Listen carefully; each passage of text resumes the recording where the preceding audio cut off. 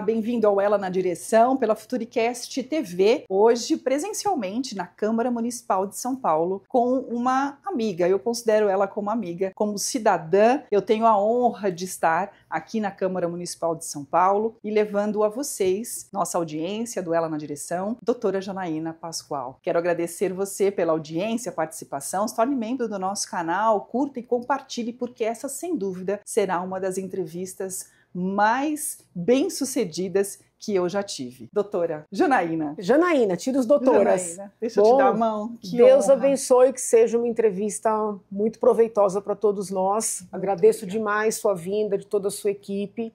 A honra é minha em te receber, Silvana. Uma alegria muito grande. A honra é dela, mas o meu coração está explodindo, porque há 21 anos eu estive com Janaína em 2 eventos muito sólidos aqui no Largo São Francisco, na USP, em São Paulo, e depois desse tempo, poder revê-la é uma honra e levar a vocês essa mulher de força. Janaína Pascoal, hoje vereadora, uma das deputadas, a deputada mais votada em São Paulo, mais de 2 milhões de votos. Mais de 2 milhões de votos. Isso é avassalador. Eu estou diante de uma mulher forte, corajosa, filha de imigrantes, que passou na faculdade aos 16 anos. Ela é guerreira, ela é forte e Janaína tem uma opinião própria. Então, para nós, cidadãs, mulheres e também para os homens, ela é uma voz que ecoa nesta nação. Janaína, que bom ter você. Nossa, uma alegria. Estou à tua disposição. Vamos conversar. Só quero fazer um pequeno reparo. Eu entrei com 17. Ah, entrou com 17. Eu já quero diminuir a idade. Ela é tão competente. Eu entrei cedo, mas não foi tanto. Eu entrei com 17. No final do ano, né? Quando se Eu faço aniversário em junho. Então, eu entrei no começo do ano com 17 anos. Depois completei 18. É cedo, né? Para entrar na USP é cedo, mas não é tanto. Então tem que fazer uma correção. Tem que fazer uma correção porque eu já quero enaltecê-la tanto que eu já quero diminuir. Pronto. Né? Porque essa capacidade de passar. Então, primeiro eu quero começar perguntando quem é a Janaína Pascoal, apesar de nós conhecermos, mas quem é a Janaína, essa mulher forte que desde pequena sempre foi lutadora na escola, nos centros acadêmicos, você sempre foi do movimento? Com certeza. É interessante você começar por essa pergunta. Eu acho que se eu tiver que definir, é uma pessoa mística, no sentido de entender que esses desafios que vão aparecendo são desafios que aparecem para me fortalecer, para me preparar para algo que talvez Deus vai colocar aí na minha frente. E eu não procuro, eu não costumo fugir, né, desses desafios. Então, mística nesse sentido. Sim. Já houve situações em que, racionalmente, eu deveria escolher outros caminhos. Racionalmente por quê? Pela remuneração, pela tranquilidade. Mas eu preferi, muitas vezes, trilhar o caminho, vamos dizer assim, mais difícil, acreditando ou sentindo que tinha algo a mais, entendeu? Sim. Então, acho que o que me define é esse lado meio místico mesmo, sabe? Político, né? Eu enxergo em você, Janaína, desde sempre, né, uma mulher pública. Uma mulher Sim, a ideia da coisa pública, né? Por exemplo, esses 2 eventos de que você participou tão bem lá, né, há mais de 20 anos, foram eventos que marcaram o Largo São Francisco. Por quê? Porque naquele momento, especialmente, era um ambiente eminentemente acadêmico. Não eram feitos eventos para o povo, para as pessoas entrarem naquelas arcadas.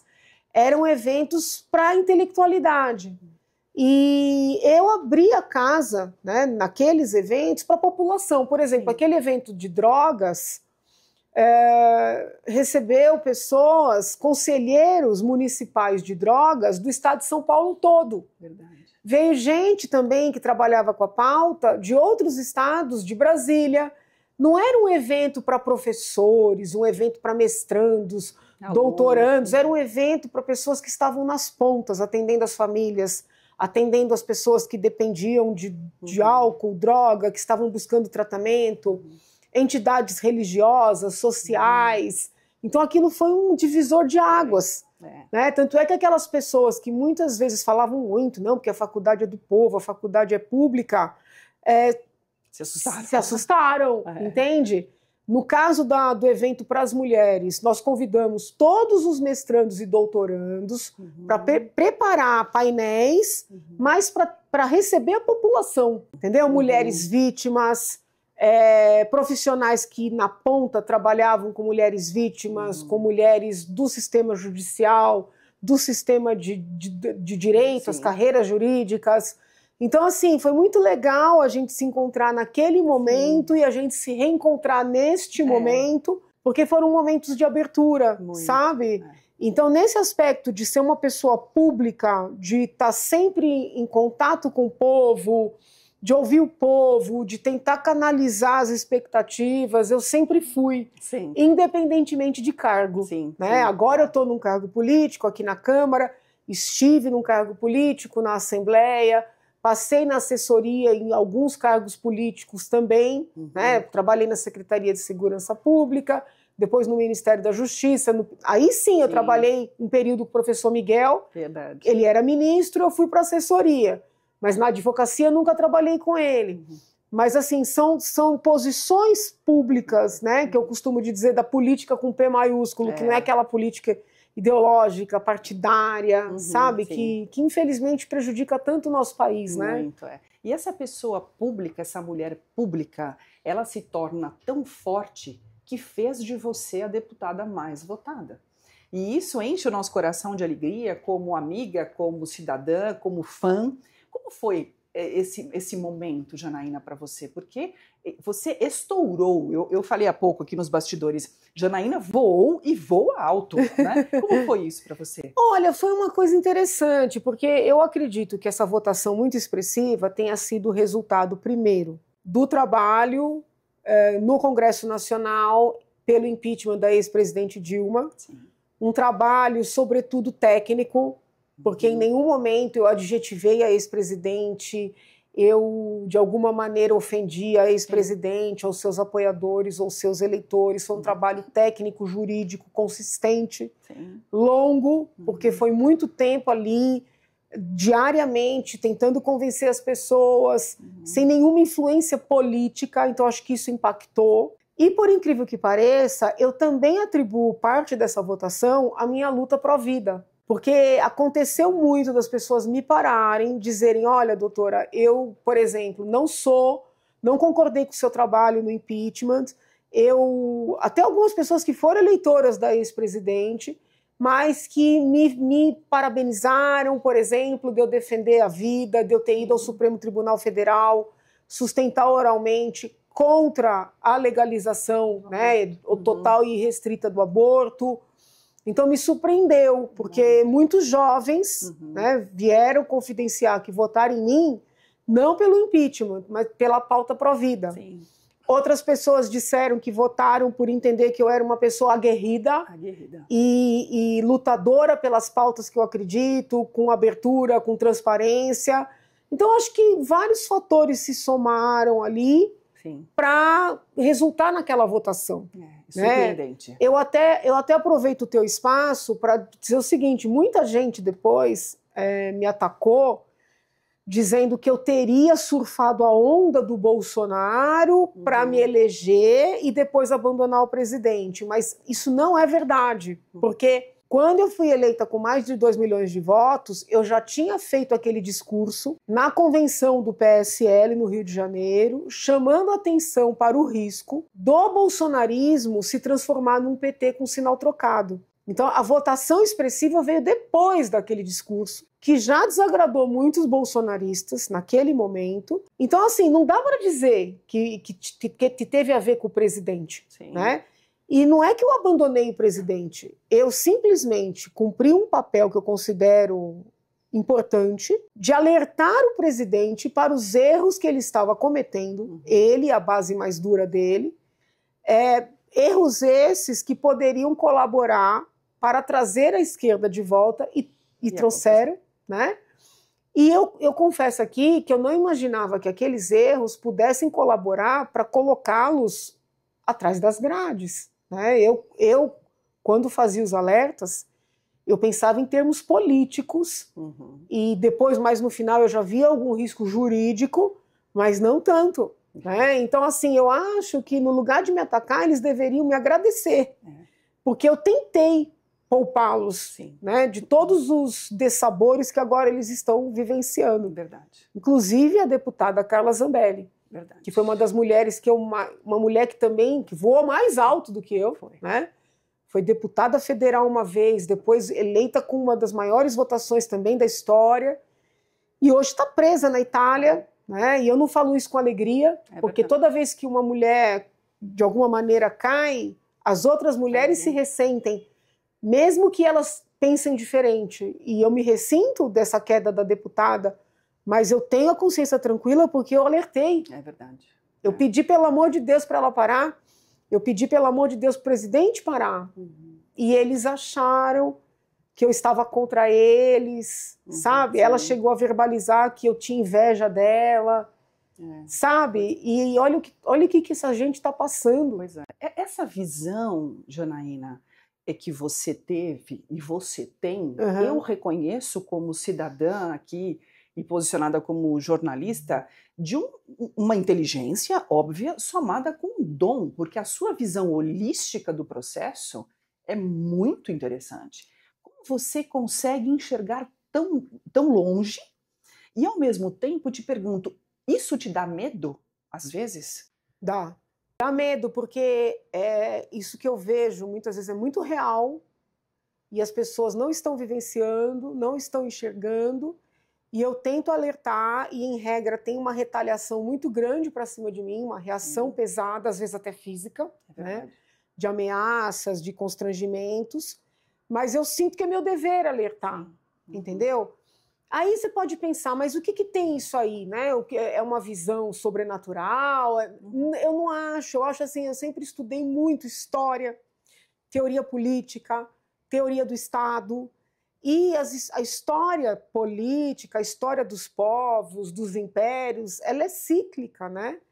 Então, assim, quando você lê muito, quando você estuda muito, você, na verdade, antecipa situações porque elas já aconteceram. Sim. E as pessoas vivem muito o hoje, exclusivamente, sabe? Então, e outra coisa, existe um personalismo muito grande.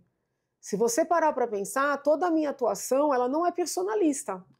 Eu não fico, não, porque eu isso, porque eu aquilo, porque eu procuro falar sobre os fatos de maneira um pouco mais distanciada, talvez aí pelo treino do direito, né, de você dar aula e você não poder pessoalizar, e identificar perfis, identificar quadros. Sim. Né? E assim, infelizmente, nós vivemos um momento no Brasil mas também no mundo, de excessivo personalismo.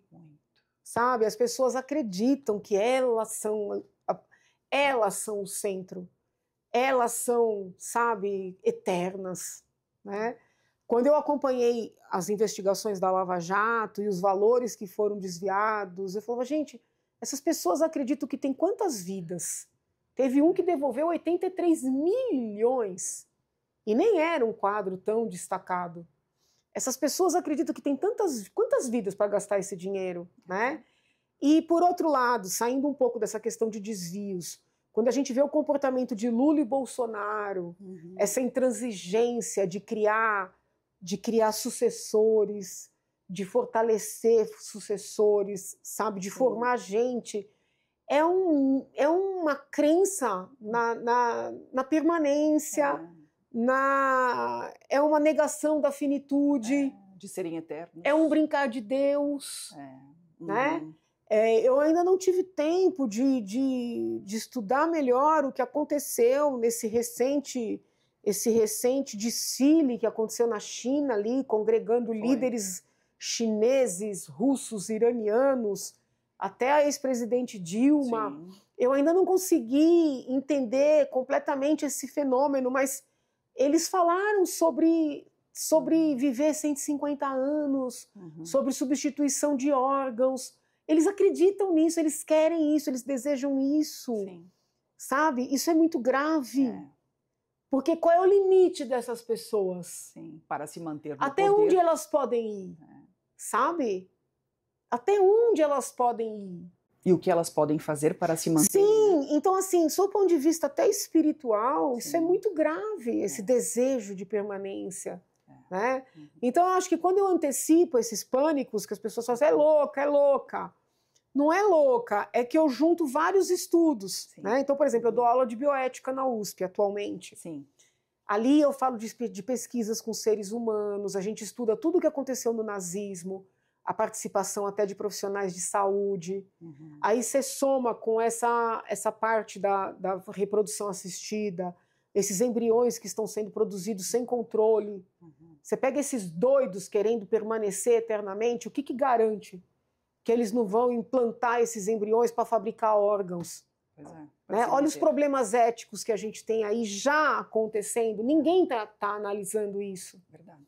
Então eu junto esses estudos e aí parece filme de ficção, mas não é. Não é. É uma fonte de estudo. Então, Janaína é advogada, jurista, foi deputada, é vereadora, tem um estudo, e entre nós aqui, e você que nos assiste aqui na Futuricast, o Ela na Direção, passar no Largo São Francisco, na USP, aos 17 anos, não é para qualquer um. Sabemos que a USP ela tem uma consolidação nacional, por sinal tinha até internacional, muito, muito fidedigna no mercado e no mundo. Então isso traz uma condição cerebral diferente para a absorção das coisas. E isso deve ser merecido um respeito para isso. Obrigada. Então, como cidadã, lisonjeada por estar aqui, como fã, e isso eu crio um lado em todo este processo, até mesmo em nosso programa, estudar bioética, isso faz com que se permaneça o estudo, inclusive quem são as pessoas da sociedade, inclusive quantos jovens estão aprendendo isso.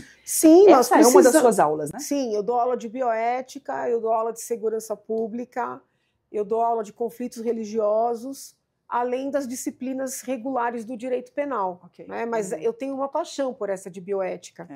Porque o que acontece? A gente tem aí alguns regramentos do Conselho Federal de Medicina, tem uma ou outra norma no direito civil e no direito penal, mas não tem uma discussão ética sobre todas essas grandes descobertas que estão sendo feitas na área de biotecnologia.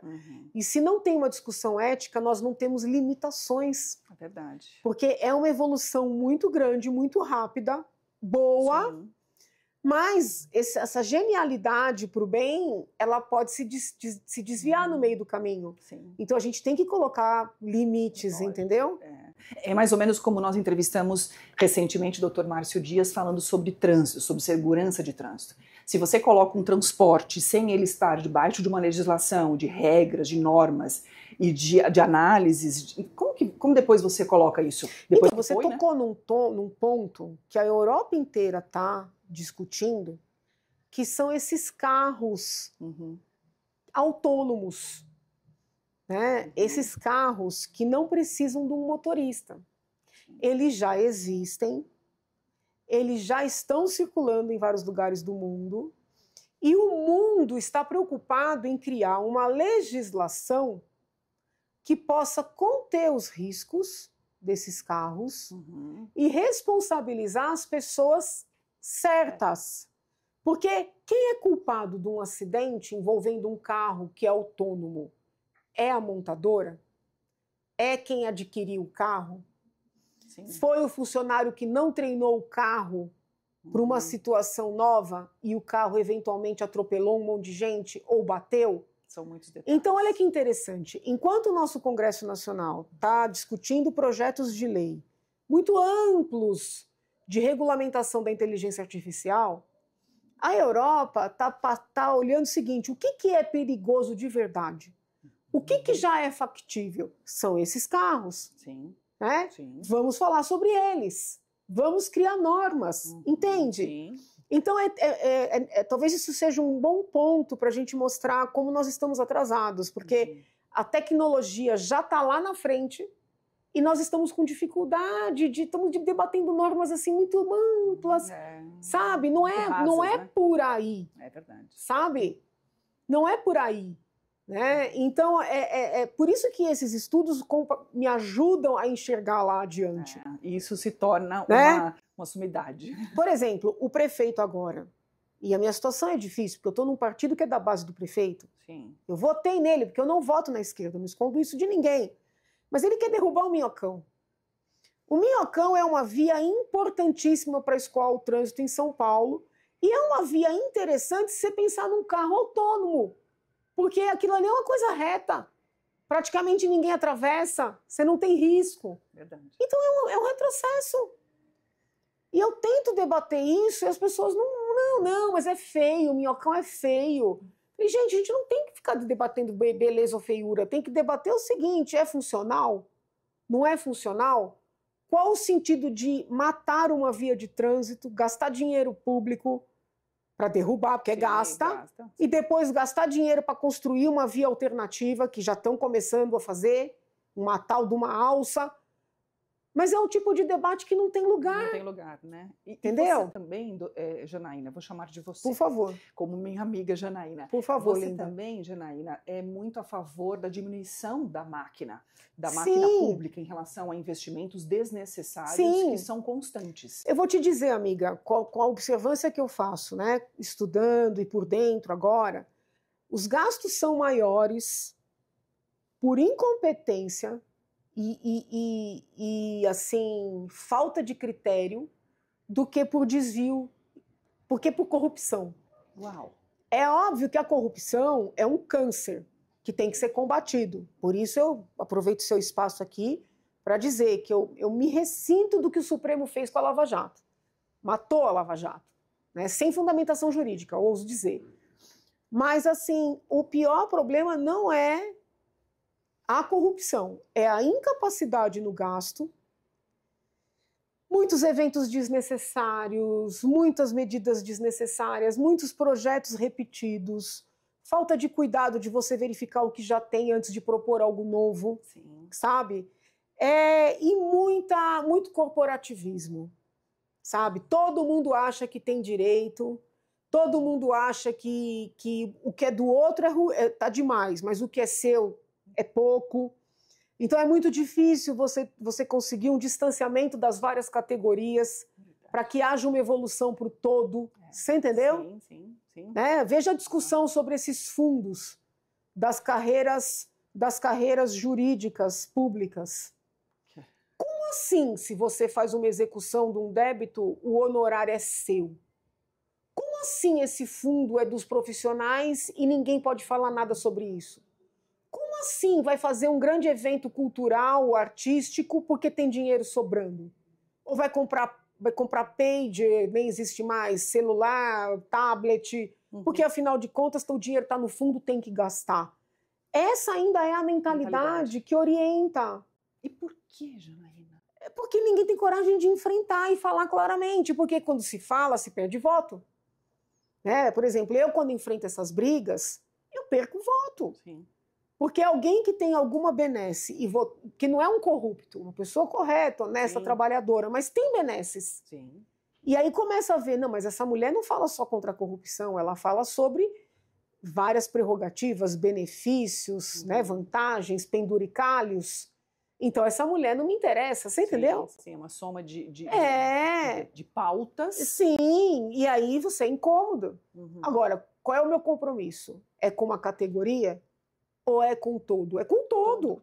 Sim. Então não sei se eu vou me manter em cargos de poder, porque são, por menores que sejam, são cargos de poder. Se eu vou me manter, se eu não vou me manter, se vão me tirar, não sei, mas eu vou ficar em paz com a minha consciência. Sem dúvida. Sou um ser humano como qualquer outro, posso errar, posso ter uma convicção que amanhã se revele errada, mas enquanto for a minha convicção, vou lutar por ela. Sim, até porque aqui na Câmara Municipal, como vereadora, é a casa do povo, em favor e a favor do que a cidade necessita, do que as pessoas precisam. Sim. E tantas necessidades. E aí eu entro na questão dos idosos e das crianças e das mulheres. Sim. Quantas mulheres precisam de trabalho, de oportunidade, quantas crianças passando por dificuldades, quantos idosos abandonados ou sem um exame. Essa também tem sido algumas de suas inúmeras pautas, né? Eu acho que eu te mandei, não sei se eu te mandei meu projeto de cuidador de idoso. Eu vou te mandar, então. É um projeto que eu estou propondo aqui na casa, mas já propus para o prefeito. Fiz várias visitas institucionais. É um projeto mediante o qual a prefeitura capacita e remunera mulheres moradoras da periferia, mulheres que estão desempregadas, para que essas mulheres cuidem dos idosos que moram ali no seu próprio bairro. Porque hoje o idoso que tem condição ou que está numa família que tem condição, ele contrata um cuidador, uma cuidadora, e todos nós sabemos que não é fácil. Verdade. Porque tem os turnos de trabalho, né?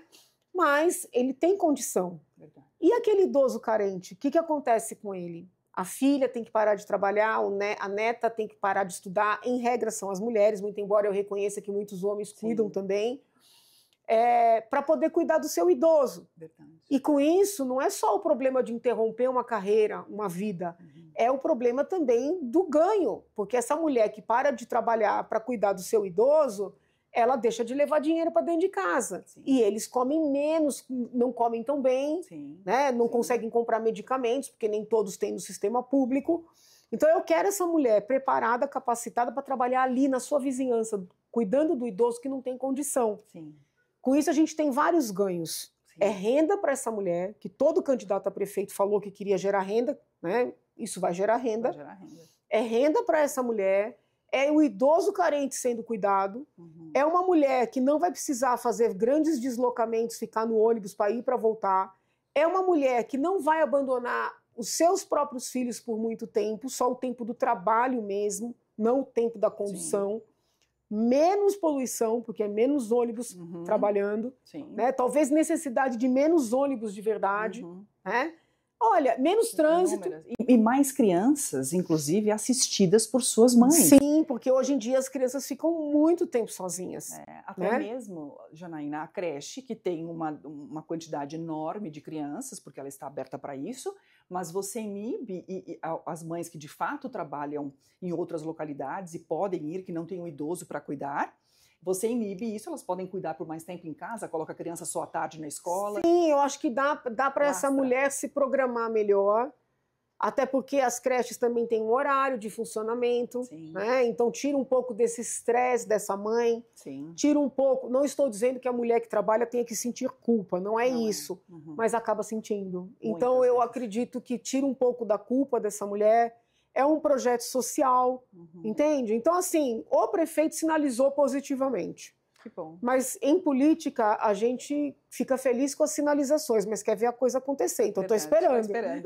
Torço para que Obrigada. Sim, né, conte com a minha torcida, com a nossa torcida, né, as mulheres que nos assistem aqui, porque isso é um projeto relevante, útil à sociedade, fora que traz um pouco mais de cidadania, né? Sim, e assim, se há uma área em que nós vamos precisar de profissionais, é essa área dos cuidados com idosos e com pessoas demenciadas. Muito. Porque o Brasil está envelhecendo, a capital está envelhecendo numa velocidade ainda maior. E esse envelhecimento é bom por um lado, as pessoas estão vivendo mais, mas ele é complexo por outro, porque quanto mais vida, mais demência, mais necessidade de cuidados, menos jovens, nós temos menos jovens, os casais já não têm filhos, então nem a família vai poder cuidar, então nós precisamos nos preparar para esse momento aí que já está chegando e nós não estamos preparados, nem mentalmente. São essas visões da Janaína que eu fico admirada, porque essa visão é uma visão completamente humana.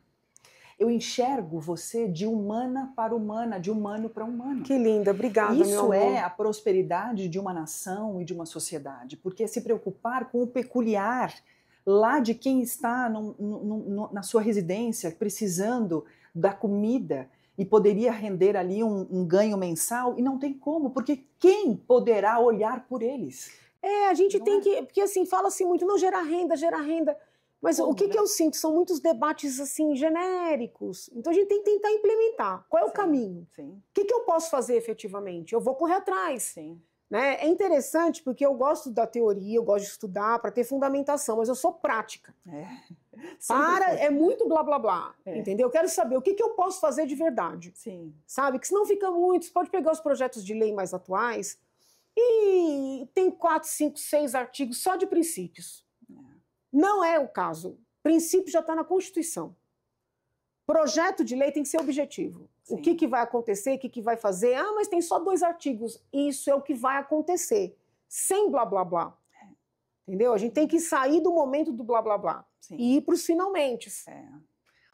O cuidado também, Janaína, com as crianças é uma preocupação e uma pauta com que você sempre cuidou. Sim, eu sinto as crianças muito abandonadas no nosso país. Apesar da prioridade absoluta na Constituição Federal ser das crianças, né? As pessoas falam muito de outros grupos vulneráveis, mulheres, negros, homossexuais, transexuais, falam da pauta animal, do meio ambiente, mas são raros aqueles que se preocupam de verdade com as crianças. As crianças são prioridade, sabe? E muitas vezes as crianças são utilizadas como bandeira de pautas que não são delas, elas são instrumentalizadas. Verdade. Às vezes até pelas famílias, entendeu? Então, assim, tem que colocar a criança no centro. Sim. Não é mimar, não é deixar assim, a criança está chorando, o que ela quer dar? Não é isso. Às vezes as pessoas confundem priorizar as crianças com mimo. Não, a gente tem que educar. Sim. Aí é Isamitiba puro, aí quem ama educa. É verdade. Mas tem que priorizar, entendeu? Você não pode abandonar uma criança, você não pode não acompanhar o desenvolvimento dela na escola, você não pode entender que num hospital a prioridade é do idoso e não da criança que está doente. Sim. Primeira vez que eu falei isso, eu tive muitos problemas, porque criança não vota, idoso vota. Né? O meu eleitorado ele é mais idoso. Sim. Então, quando eu falei isso a primeira vez, além de eu ter sido extremamente atacada, até com cartas, eu com certeza perdi voto. Mas alguém tem que falar. Até porque o futuro, essa visão vanguardista sua, ela é muito diferenciada para a sociedade. Talvez seja por isso que não tem assimetria de propósitos algumas vezes. Porque você está olhando a criança, ela é uma futura eleitor e ele é o futuro, né? E ela é vulnerável, amiga, entendeu? O idoso, por mais vulnerável que seja, por mais carente que seja, se ele não estiver demente e se ele não estiver gravemente doente, ele é um adulto. Ele consegue. Ele fala, ele se manifesta, ele exige. Mas e a criança? É verdade. Entendeu? Ela é completamente vulnerável. É verdade. Então é por ela que nós temos que olhar. Mas nós estamos vivendo uma sociedade muito intransigente, muito de extremas, e isso tem prejudicado muito a relação social e política do nosso país. Com certeza. A gente tem que virar essa página. Né? Por isso é que eu tenho insistido, nem Lula nem Bolsonaro. Né? Vamos construir algo novo. Não vou nem falar nomes, não é que eu tenho preferência nem por A nem por B, mas os quadros precisam se libertar desses 2 homens. Sim. Sabe, eu não vou demonizá-los, eles já tiveram o seu momento, já tiveram os seus papéis, mas, gente, chega, a gente tem que virar essa página. Tem que virar essa página. Voltando para a pauta um pouquinho da inteligência artificial, Tá. que é novo no mundo nos últimos 10 anos aí, já existe há muitos anos, mas nos últimos 10 anos isso aflorou. É uma pauta de sua aula na faculdade? Sim, eu me preocupo muito, porque nós precisamos nos preparar, né? Eu até estava conversando outro dia com o pessoal da área da saúde. Algumas cirurgias hoje já são feitas por robôs, então esses novos, né, esses futuros médicos ou aqueles que estão ali no curso, eles têm que saber manusear esses robôs, eles têm que entender essa inteligência artificial, mas eles precisam saber fazer de verdade. Porque e se o robô falhar? E se faltar energia? E se faltar internet? Nós temos que ter profissionais que, na ausência da tecnologia, no meio de uma cirurgia, consigam pegar o bisturi e fazer. Entende? Então, assim, isso, estou falando de um caso extremo, que é o da medicina, mas também em outras searas, no direito.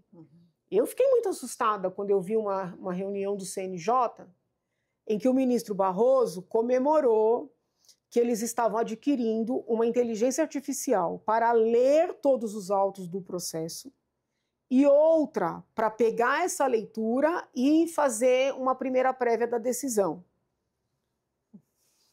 Tudo bem que o ministro foi cauteloso, ele se animou, todo mundo aplaudiu, e aí depois ele falou, gente, mas olha, sempre sob o crivo de um ser humano. Mas a verdade é uma só.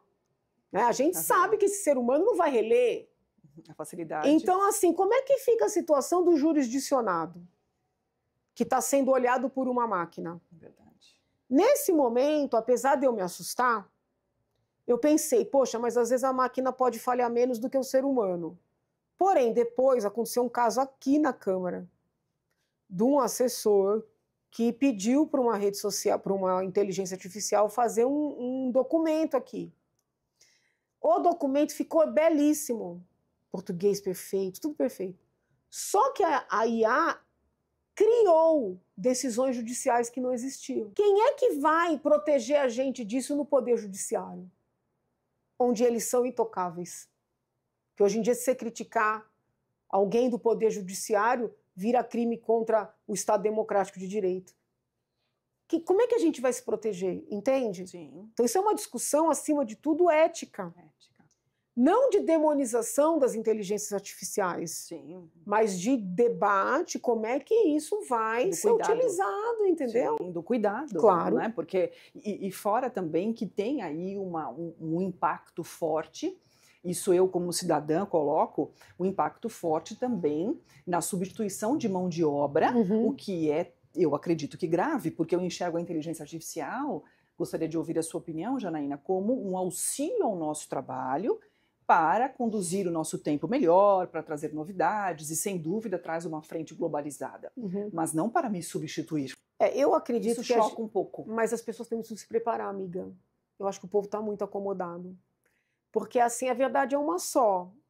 Se a pessoa é encostada... vai ter que alguém fazer. E aparece um equipamento que faz, vai ser substituído. Então, assim, eu acho que as pessoas estão numa dinâmica... Acabei de sair de uma reunião em que eu falei justamente sobre isso. Eu não estou falando de escravização do ser humano, da pessoa ficar trabalhando como era antigamente, na época da Revolução Industrial, não é isso. Mas essa coisa de que, olha, eu tenho só uma função. No meu tempo do trabalho eu só faço isso. Se me pedir outra coisa, é um desvio de finalidade. Eu vou entrar com ações trabalhistas milionárias. Isso aí, gente, vai ter que mudar a mentalidade. Sim. Porque, amigão, se você não quer fazer, a máquina vai fazer. Então, assim, as pessoas precisam entender que elas precisam também, sabe, se esforçar. Sim. Entende? Sim. Eu quero proteger cargos de trabalho, eu quero prestigiar. Mas se a pessoa também não se prepara, se a pessoa não se recicla, se a pessoa quer só ter direitos, como é que vai se sustentar? E o Brasil está um pouco... ou médio, ou muito nessa linha, né? Gente, precisa debater essa justiça trabalhista, essa mentalidade. Acabou, entendeu? Sim. Né? Tá ultrapassado. A dificuldade de mão de obra hoje no Brasil... Em todas as searas. Em todas as searas. E as pessoas ainda estão apegadas àquela coisa, não, mas eu sou muito importante. Era, entendeu? Era. Sim. E eu tô falando de mim também, não tô falando, eu tô falando de mim também. Então, assim, ou tá aberto a crescer junto, né? Ou, na verdade, vai ser engolido. Vai ser engolido, é verdade, é verdade. O Brasil está preparado para isso, na sua opinião? Eu acho que o mundo não está. Agora, o Brasil tem uma coisa boa com relação ao resto do mundo. Nós somos dinâmicos. Se você parar para pensar, nenhum outro povo passou por tanta mudança de moeda como nós passamos. O pessoal mais jovem não vivenciou, mas quem tem, sei lá, 45 para cima, né? Eu tenho 51, não escondo, sabe que o brasileiro tem muita facilidade de lidar com mudança de moeda, de se adaptar, coisa que nos outros países, nossa, é um parto. Mesmo essa coisa do Pix, que está em discussão, até internacional, é coisa do Brasil, entende? Então eu acho que a gente tem essa habilidade, esse jogo de cintura. Tanto é que o brasileiro, quando vai para o exterior, ele se adapta melhor. Então, assim, é um chamado. Sim, é um chamado. É um chamado. Não dá para ficar acomodado. Verdade. Janaína, você, como sendo a direção, ela na direção. Como é ser Janaína na direção das atividades? Sou extremamente rígida, porque eu sou comigo também. Né? Eu procuro não ofender, não magoar, não destratar ninguém. Mas eu exijo que a pessoa busque dar o seu melhor. Não por mim, nem pela própria atividade, mas até por ela. Entendeu? Então, quem convive comigo e trabalha comigo vai ser o tempo inteiro convidado a dar o seu melhor. Entende? Porque, em regra, eu estou em atividades que privilegiam o público, então essa pessoa está dando o seu melhor para o público, mas primordialmente para ela. Excelente. Sabe? E por que eu faço isso comigo? Todo santo dia eu penso, será que eu fiz o meu melhor naquele momento? Será que eu escrevi o melhor texto? Será que eu fiz o melhor discurso? Será que a minha abordagem foi a melhor ao enfrentar aquele problema? Eu faço isso, né, que é uma atividade reflexiva o tempo inteiro. Então quem trabalha comigo tem que estar nesse movimento, senão não dá certo. Não dá certo. Isso vem da sua genética, você nomeia, da filiação, vem dos seus estudos do direito? Olha, minha mãe sempre foi muito exigente com a gente, né? Ela não acha, mas ela sempre foi. A minha mãe é uma dona de casa, veio de uma família muito humilde, então começou a trabalhar muito cedo, em trabalhos muito simples, não trabalhos. Ela não conseguiu fazer uma faculdade, mas, por exemplo, todos nós tínhamos tarefas dentro de casa, né? E não era pouca coisa, não. Sim. E aí, se não fizesse direito, entende? Então, ela sempre foi extremamente exigente. Nessa dinâmica, eu acho que ela me moldou. Sim. O meu pai, por outro lado, não era tão exigente nesse sentido, mas ele sempre colocou alvos assim muito altos pra gente. Né? Ele sempre disse o seguinte, o céu é o limite. Então nunca permita que alguém diga, não, aquilo você não vai fazer, ali você não vai chegar, você não pode, entendeu? Sim. Então juntaram aí duas potências. Duas potências, cada uma com o seu olhar. E eu, como boa aluna que sou, né, e eu vejo que os pais da gente são nossos primeiros professores, tudo que eles falavam eu ouvia e levava a sério. Talvez até demais. Sim. Né? E aí potencializou, entendeu? Então, por exemplo, eu lembro de aulas com os meus professores desde que eu estou assim, no jardinzinho. Então, coisas que o professor meu falou, sei lá, 30 anos atrás, eu lembro. E eu uso no meu dia a dia. Sim. Sabe? Sim. Então, eu acho que isso vem... Sim. E às vezes as pessoas que trabalham comigo não entendem, porque elas falam, nossa, ela tá dando bronca, ela tá pedindo para eu fazer melhor, mas eu já fiz o meu melhor. Não é para mim, é para ela. É para ela e para o meio. É a maneira que eu sou comigo, é a maneira que eu sei ser, entendeu? Isso, essa admiração à família e a seguir os preceitos e a disciplina lhe formou. Este é um dos motivos que faz com que você também seja a favor da pauta da preservação da família, da condução Eu acho familiar. que a família é muito importante na vida de uma pessoa e a família é muito importante na democracia, porque você pode reparar que os movimentos totalizadores sempre falam contra a família. Eu, nessa minha visão mais conservadora, mas não sem medo de mudar o que precisa ser mudado. Né? O que é ser conservador? É preservar o que está bom e não ter medo de mudar o que precisa ser mudado. Eu digo o seguinte, por que a gente tem que prestigiar as famílias? Porque as famílias mostram as diferenças. Então você tem uma família que é evangélica, vai criar seus filhos, né? Uma família que é espírita, vai criar seus filhos, uma família que é monarquista, uma família que entende que você tem que prestigiar o empreendedorismo. Com isso você vai garantindo a pluralidade na sociedade. Se você aniquila esses pequenos núcleos para padronizar, onde é que mora a pluralidade? Entendeu? Você mata a pluralidade. Sim. Então, não é só porque eu tenho essa paixão, né, pela minha própria família, mas é também porque eu vejo, do ponto de vista da democracia, que cultivar esses pequenos espaços, sabe, de decisão, óbvio, sem permitir violência, sem permitir abuso, mas é importante para ter de verdade pluralidade. Essa é Janaína Pascoal, aqui no Ela na Direção, pela Futuricast TV. Antes de encerrarmos com a nossa dinâmica, quero te fazer duas perguntas. Pois não. O que podemos esperar da Janaína para o futuro? O que ainda você acalenta no coração? Eu quero ser útil, né? Eu quero ser útil ao meu país, sobretudo, ser útil à sociedade. Já tive muitos convites para abandonar o meu país, né? Para abandonar até a minha nacionalidade. Eu recusei todos, porque eu sou extremamente apaixonada pelo Brasil, eu quero estar preparada, disponível para o que Deus entender que é o caso. Sim. Só Ele sabe. Que lindo. E, Janaína, você tem medo de ser Janaína por essa força sua, por esse dom, esse talento e esta missão que eu enxergo que você tem de entregar a verdade à sociedade, a luta com que você sempre faz, sempre muito aguerrida, sempre muito beligerante nas coisas? Você tem medo de ser Janaína algumas vezes? Não, eu só tenho medo, às vezes, de não entender qual é de verdade o papel, entendeu? Porque eu quero estar preparada, pronta, e eu sempre peço a Deus, Senhor, mostre para mim qual é o caminho que você quer que eu trilhe. Sim. Né? Porque às vezes a gente não enxerga. Às vezes você acredita que seu papel é no ambiente, que seu papel é numa missão, e não é. Sim. Então o que eu peço? Serenidade, força e clareza. Ótimo. Essa é a Janaína. Para você que está assistindo aqui, sabe que nós temos essa caixa, que é a caixa do Ela na Direção. Aqui tem algumas palavras. Ai, que coisa mais chique. E eu gostaria que você colocasse a mão e tirasse um papelzinho. Vou te falar, quando eu estava no prezinho, com 6 anos de idade, teve uma festinha de Dia das Mães.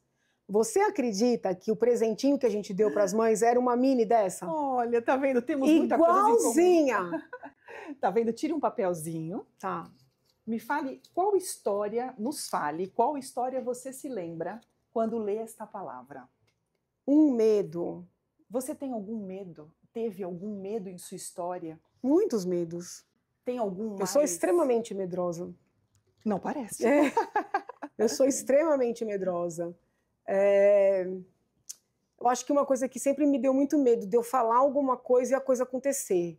Sim. Né? No sentido assim, medo de ter um sonho, o sonho acontecer, sim, entendeu? Eu sou extremamente medrosa, são vários.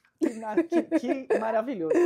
Bom, esse é o medo da Janaína, então, porque você tem sido muito forte, muito corajosa, e receba em nome da sociedade que te representa, para quem você representa, os seus eleitores, a sua família.